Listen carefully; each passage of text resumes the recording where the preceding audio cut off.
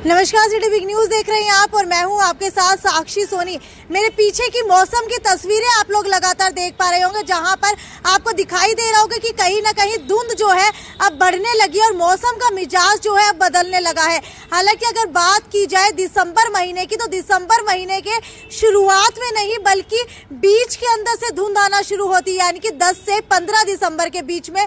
लेकिन अगर इस बार बात की जाए 2021 की सर्दियों की, तो आपको बता देते हैं कि 2021 के अंदर एक हफ्ता पहले जो है धुंध पड़ने लगी है। हालांकि इसके पीछे भी एक बड़ा कारण है कि इस वजह से धुंध जो है बढ़ने लगी है। लेकिन आपको बता देती हूँ कि आज 1 दिसंबर हो गई है। 1 दिसंबर को हल्की हल्की धुंध जो है आने लगी है, थोड़ी थोड़ी ठंड बढ़ने लगी है। लेकिन इसी के साथ 2 और 3 दिसंबर को मौसम पूर्वानुमान हो चुका है और उसके अंदर बता दिया गया है कि 2 और 3 दिसंबर को कहीं ना कहीं हल्की हल्की बूंदाबांदी होने की संभावना है।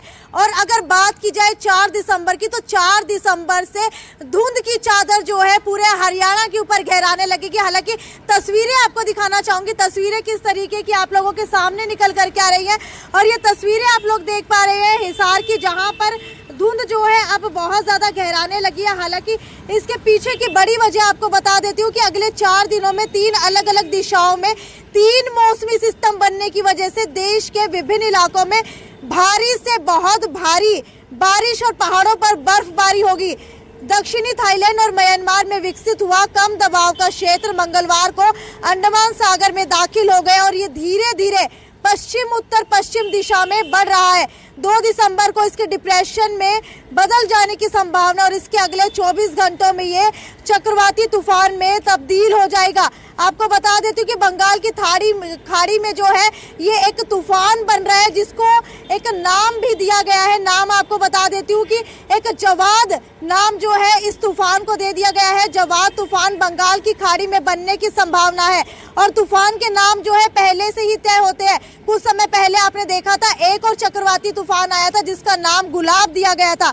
दिसंबर को ये आंध्र और उड़ीसा के तट पर पहुंच सकता है और इस तूफान का नाम जवाद रख दिया गया है। उधर दूसरी ओर अरब सागर में भी एक कम दबाव का क्षेत्र विकसित हुआ है, जिसके अगले 24 घंटे में महाराष्ट्र से दूरी पर रहने की संभावना है।